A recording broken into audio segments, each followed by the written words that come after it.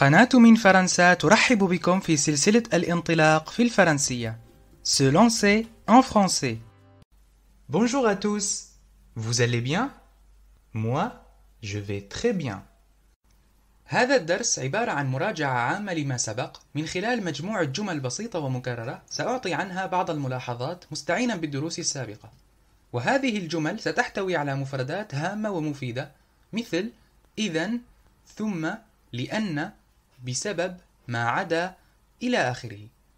سنبدأ بكلمة مستخدمة كثيرا وهي donc وتعني إذن. donc. Par exemple, المقولة الشهيرة Je pense donc je suis. أنا أفكر إذن أنا أكون، أي أنا موجود. Je pense donc je suis. فعل التفكير في المصدر هو penser ينتهي ب er. إذن donc فهو من المجموعة الأولى. ونهاياته في الحاضر هي e, es, e, ons, ez, ent. مثال آخر Tu vas voter pour qui?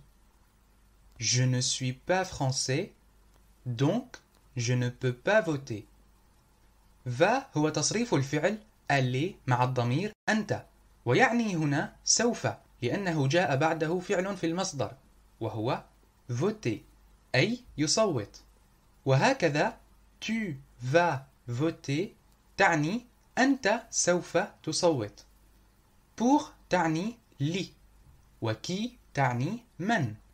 إذن donc pour qui تعني لمن، وبالتالي tu vas voter pour qui تعني لمن سوف تصوت.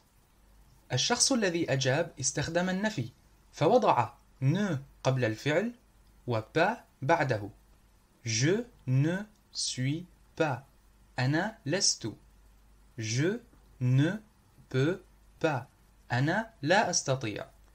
وهكذا رده يعني أنا لست فرنسيا، إذن لا يمكنني التصويت. Je ne suis pas français, donc je ne peux pas voter. وتذكروا أنه باللهجة المحكية لسنا مجبورين بوضع الجزء الأول من النفي وهو ne، فكان أيضا بإمكاننا أن نقول Je suis pas français, donc je peux pas voter. Je peux pas sortir car il pleut, donc je vais peut-être faire une sieste. sortir هو فعل الخروج، ومنه أتت كلمة المخرج la sortie. كلمة car تعني لأن، وبالتالي je peux pas sortir car il pleut تعني لا يمكنني الخروج لأنها تمطر. هناك كلمة أخرى تعني لأن وهي parce que. parce que. فكان أيضا بإمكاننا أن نقول Je peux pas sortir parce qu'il pleut. peut-être كلمة مهمة جدا تعني يمكن أو ربما، ولاحظوا أننا نقوم بالوصل. peut-être. peut-être. une sieste تعني قيلولة. إذن donc التعبير faire une sieste يعني أخذ قيلولة، وجاء هنا في المصدر بعد الفعل aller، فهو إذن في المستقبل. وهكذا الترجمة الكاملة هي لا يمكنني الخروج لأنها تمطر، إذن ربما سآخذ قيلولة. Je peux pas sortir car il pleut، أو Je peux pas sortir parce qu'il pleut، donc je vais peut-être faire une sieste. Après chaque repas, je me lave les mains, puis je me brosse les dents. أو ensuite je me brosse les dents. après تعني بعد، كما في après-demain après-midi.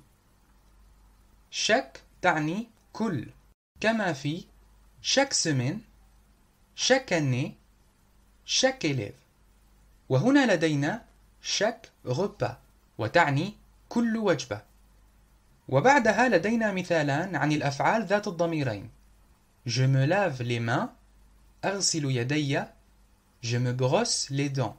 أنظف أسناني. الترجمة الحرفية هي أغسل اليدين لنفسي. أنظف الأسنان لنفسي. فلا يقول الفرنسيون Je lave mes mains أو Je brosse mes dents كما نقول في العربية إذ نستخدم صفات الملكية. فحاولوا الانتباه إلى هذا الاستخدام المختلف. Puis و ensuite لهما نفس المعنى وهو ثم. Puis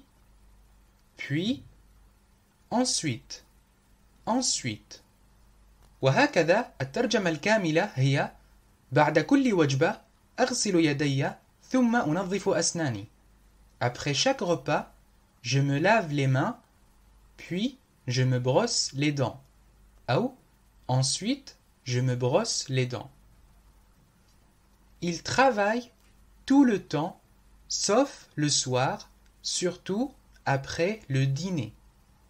انتبهوا أولا إلى نطق فعل العمل travailler. Il travaille. Tout le temps تعني كل الوقت، وعند الكلام بسرعة يمكن أن لا نقرأ الحرف E فنقول tout le temps. tout le temps. Sauf تعني ما عدا sauf. Surtout تعني خاصة surtout. Après سبق ورأيناها وقلنا أنها تعني بعد. وأخيرا le dîner هو العشاء le dîner. إذن donc هذه الجملة تعني هو يعمل كل الوقت ما عدا في المساء خاصة بعد العشاء. Il travaille tout le temps sauf le soir, surtout après le dîner. Il travaille tout le temps sauf le soir, surtout après le dîner. والآن سننهي الدرس مع المصطلحين بفضل وبسبب وهما grâce à cause de. Grâce à cause de. Par exemple, ces élèves ont réussi grâce à leur travail.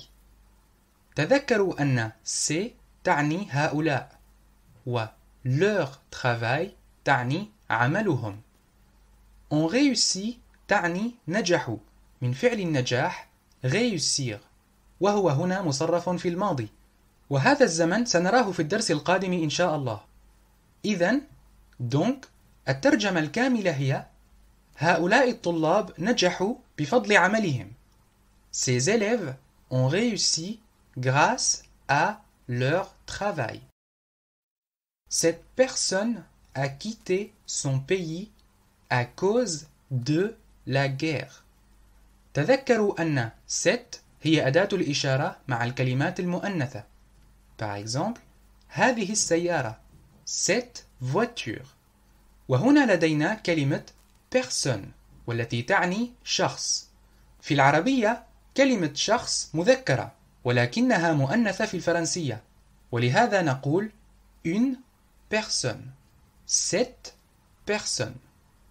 Son pays تعني بلده son pays. La guerre تعني الحرب la guerre.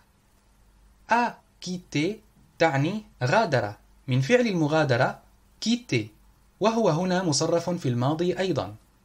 وهكذا الترجمة الكاملة هي هذا الشخص غادر بلده بسبب الحرب. Cette personne a quitté son pays à cause de la guerre. قبل أن ننهي الدرس لاحظوا بخصوص الفعلين في الماضي أنهما مسبوقان بالفعل avoir. Ces élèves ont réussi. Cette personne a quitté. فالفعل avoir هنا يسمى فعلا مساعدا لأنه يساعد على تكوين الزمن الماضي ولا نترجمه بمعنى الملكية. تركت لكم تمرينا في أول تعليق للتدرب على تكوين جمل بسيطة باستخدام المفردات التي درسناها في هذا الفيديو. يمكنكم إيجاد الأجوبة في صندوق الوصف. À bientôt. إذا أحببتم الفيديو لا تنسوا الإعجاب والضغط على الجرس ومتابعة صفحة القناة على فيسبوك لكي لا يفوتكم شيء.